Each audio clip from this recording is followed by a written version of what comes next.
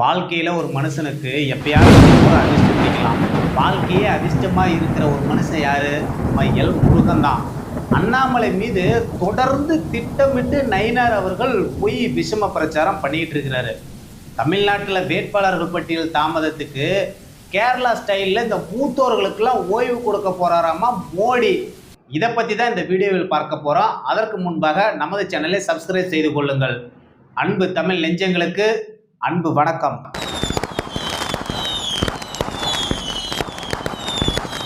ஒரு மனுஷனுக்கு அதிர்ஷ்டம் தரும் ஏற்றம் யாருக்கு இருக்குதோ இல்லையோ, அந்த அதிர்ஷ்டம் கொடுத்துச்சுன்னா கூரைய மேய்ச்சிருந்த கூரையெல்லாம் பிரிச்சுட்டு கொட்டுன்னு சொல்லுவாங்க. அந்த மாதிரி தான் சூப்பர் ஸ்டாருக்கு ஒரு அதிர்ஷ்டம் இருந்துச்சு. கலைஞர் கருணாநிதி திமுக வசம் பண்றதுக்கு ஒரு அதிர்ஷ்டம் இருந்துச்சு. அப்படின்னா அவங்க அதிர்ஷ்டத்தால மட்டும் அந்த இடத்துல போல, அவங்களுடைய உழைப்பும் இருந்துச்சு, மிகப்பெரிய முயற்சியும் இருந்துச்சு. அதனாலதான் என்னவோ அவங்கெல்லாம் அந்த இடத்த பிடிச்சாங்க. ஆனா நம்ம எல் முருகன் இருக்காரு, அவருக்கு என்ன அதிர்ஷ்டமோ தெரியல. திடீர்னு எங்கேயோ இருந்தாரு, பாஜகவுக்கு மாநில தலைவரா வந்தாரு. ஒரு 6 மாசம் அப்படி இப்படின்னு போனாரு, திடீர்னு மத்திய அமைச்சர் ஆயிட்டாரு. அப்புறம் உடனே வேற ஒரு மாநிலத்திலிருந்து எம்பி ஆக்குறாங்க.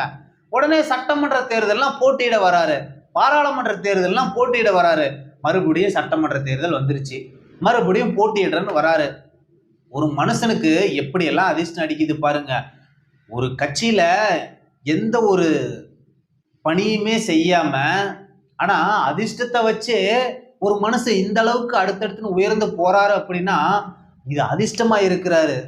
வேற ஏதாச்சும் ஒன்னா இருக்குமோங்கிற ஒரு சந்தேகம் தான் நம்மளுக்கெல்லாம் வருது. அதிர்ஷ்டம்னா ஒன்று திறமை இருக்கணும், அல்லது ஒரு முயற்சியாச்சும் இருக்கணும். எதுவுமே இல்லாத மனுஷனுக்கு இத்தனை விஷயங்கள் நடந்துகிட்டே இருக்குதுன்னா இதுல நம்மளுக்கே ஒரு கேள்வி வரதானே செய்யும். அப்படிதான் இன்னைக்கு வந்திருக்குது. தமிழ்நாட்டோட மாநில தலைவரா இருக்கிற நயினாரு இன்னைக்கு பத்திரிகையாளர் சந்திப்பை நடத்தினாரு. அவர்கிட்ட பிரதமர் மோடி வருகையும் போது ஏங்க அண்ணாமலையோட பேர் இல்லை அப்படின்னு ஒரு கேள்வி கேட்குறாங்க. அதுக்கு அவர் சொல்றாரு, ஏங்க நான் ஃபோன் பண்ணணுங்க, அவர் ஊர்ல இல்ல வெளியில இருக்கிறான்னு சொல்லி சொன்னதா தகவல் எனக்கு கிடைச்சிச்சிங்க, அதனால தாங்க அவர் பேர் பட்டியல் இல்லை அப்படின்னு சொல்றாரு. ஏங்க நீங்க அண்ணாமலை அவர்கள் கோயம்புத்தூர்லயே தான் இருக்காரு, அவர் ஊர்ல இருக்காரா இல்லையாராங்கிறது உங்களுக்கு தெரியுதோ இல்லையோ, உலகம் ஃபுல்லா தெரிஞ்சுக்கிட்டு தாங்குது. அவர் எங்க போனாலும் அவர் மக்களை சந்திக்கிறாரு, பத்திரிகையாளர்கிட்ட பேசுறாரு, தொடர்ந்து அந்த மக்கள் தொடர்புங்கிறது அவர்கிட்ட இருந்துகிட்டே தான் இருக்குது. அப்படி இருக்கிற ஒரு மனுஷனை நீங்க இல்லைன்னு சொல்றீங்களே, நீங்க எல்லாம் நிச்சயமா பாஜக தொண்டர்கள் மக்கள் எல்லாம் உங்களை ஆதரிக்க போறதெல்லாம் ஒன்றும் கிடையாது. ஏன்னா வானதி அக்கா கூட ஏன் இல்லை, ஏன் தம்பி வரல, நானே ஃபோன் பண்ணி கேட்குறேங்க, பட்டியல பேர் இருந்துச்சுன்னுலாம் ஒரு புருடா விட்டாங்க. நீங்க என்னடானா அவர் ஊர்ல எல்லாம் ஏதோ வெளியில போறதா சொல்றீங்க. இதெல்லாம் நீங்க என்ன சொல்றீங்களோ தெரியல. அதே மாதிரி அவங்க கேட்ட கேள்விக்கும் உங்களோட பதிலுக்கும் சம்மந்தமே இல்லை. அவரு கேட்டவனே மோடி 4ஆம் தேதி வராருங்க, ஆனா நானும் 4ஆம் தேதி வேட்புமனு தாக்கல் பண்றேன், அப்ப நான் அங்க இருப்பேனா வேட்புமனு தாக்கல் பண்ணுவேனாங்கிறது தெரியல அப்படின்னு சொல்றாரு. எதுக்கு முக்கியத்துவம் கொடுக்கணுங்கிறது நான் கேட்டுக்கிட்டு முடிவு பண்றேங்க அப்படின்னு சொல்றாரு. எப்படிலாம் கலர் கலரா டிசைனாலாம் பேசுறீங்க நயினார். நீங்க பேசுறத பார்த்தா ஒரே ஆச்சரியமா இருக்குது, எல்லாம் கண்ணெல்லாம் கலக்குது. ஐயோ, இந்த வித்தையெல்லாம் நீங்க திராவிட வித்தைகள்லாம் எப்படிலாம் இன்னமும் பாஜகவுக்கு உங்களோட திராவிட வித்தைகள் காட்டுறீங்களோ. ஐயோ, நயினார் அவர்கள் எப்படியெல்லாம் பேசுறாரு பாருங்க.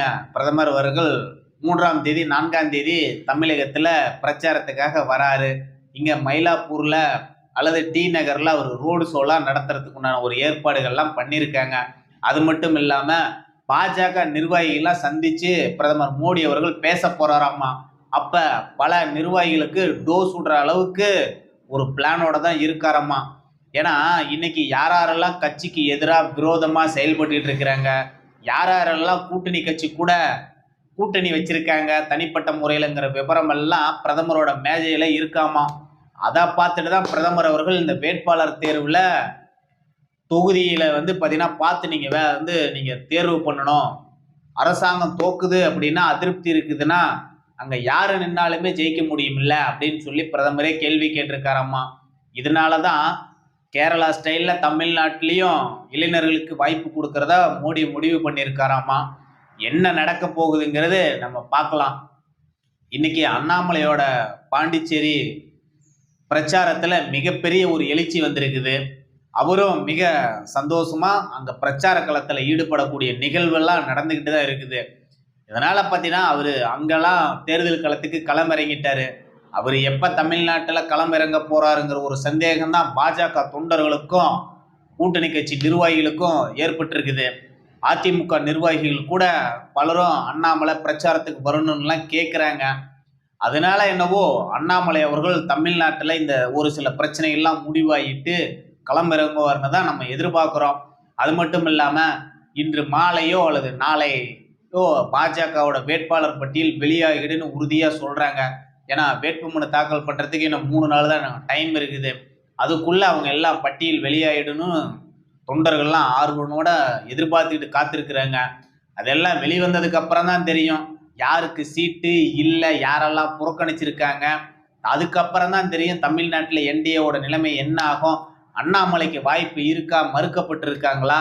ஏன்னா ஏற்கனவே நம்ம கடந்த வீடியோவெல்லாம் கூட நம்ம சொன்னோம், அண்ணாமலை கிட்ட தனிப்பட்ட முறையில் போட்டியிடணும்னு டெல்லி மேலிடம் கேட்குதுன்னெலாம் சொல்லி நம்ம பேசியிருந்தோம். அதை பொறுத்து அவரை மனமாற்றம் செஞ்சு களமிறக்க போகிறாங்களாங்கிற ஒரு சந்தேகமும் இருக்குது. அவர் தேர்தல் களத்தில் இல்லைன்னா நிச்சயமாக அது பாஜகவுக்கும் என்டிஏ கூட்டணிக்கும் மிகப்பெரிய மைனஸாக தான் அமைய போகக்கூடிய ஒரு நிகழ்வு வந்திருக்குது. ஏன்னா சமூக வலைதளம்லாம் தொண்டர்கள் இதுதான் பதிவிட்டு இருக்கிறாங்க. இதுவாகணும் இன்று மாலையோ நாளையோ பட்டியல் வெளியாகும். அதை பொறுத்து தான் என்டிஏவுடைய பலமும் அமைய போகுதுங்கிறதான் யதார்த்தமான உண்மையாகவும் இருக்குது. இன்னைக்கு தமிழ்நாட்டில் இருக்கிற எல்லா கட்சிகளும் வேட்புமனுலாம் தாக்கல் பண்ணிட்டு பிரச்சாரம் பண்ண கிளம்பிட்டாங்க. விஜய், ஸ்டாலின், எடப்பாடி உட்பட எல்லா தலைவர்களும், சீமான் உட்பட எல்லாருமே இன்னைக்கு களத்தில் வேட்பாளர்களுக்கு ஆதரவாக வாக்கு கேட்டுக்கிட்டு இருக்கிறாங்க. ஆனால் இந்த பாஜக இன்னும் வேட்பாளர் பட்டியலே இன்னும் வராமல் இருக்குது. இந்த தாமதத்துக்கும் ஒரு உள்நோக்கம் இருக்குன்னு நமக்கு புரிய முடியுது. இருந்தாலும் இன்னைக்கு களத்தில் இல்லாமல் இருக்காங்கங்கிற ஒரு வேதனை தான். ஏன்னா இன்னும் ஏறத்தாழ சொல்ல போனால் வாக்கு சேகரிப்புன்னு 20 நாள் மட்டும்தான் டைம் இருக்குது.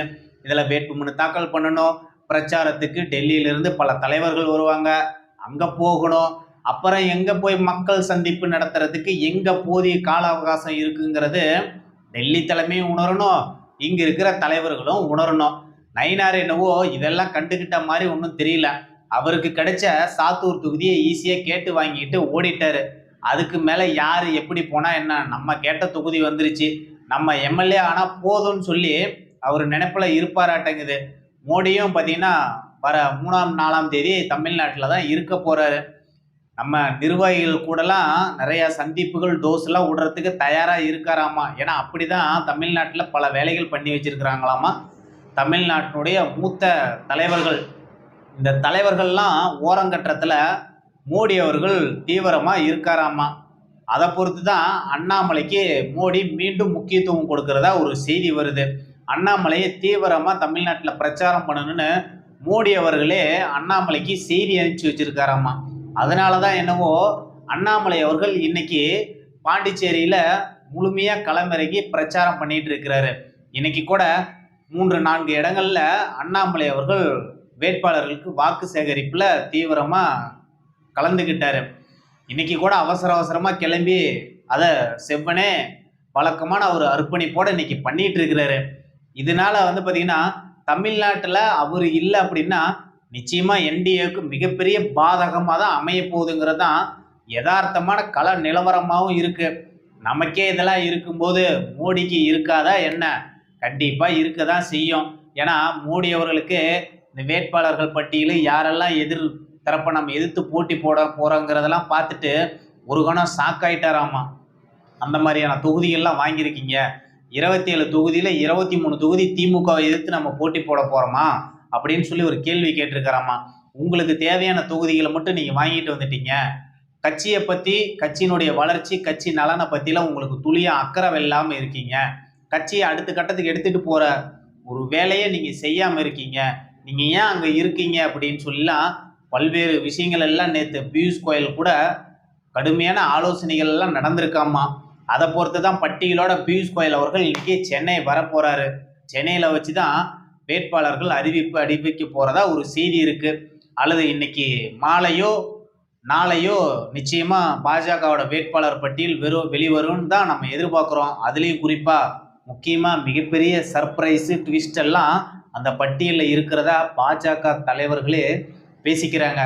என்ன நடக்க போகுதுங்கிறத நம்ம பொறுத்திருந்து பார்ப்போம். நன்றி, வணக்கம்.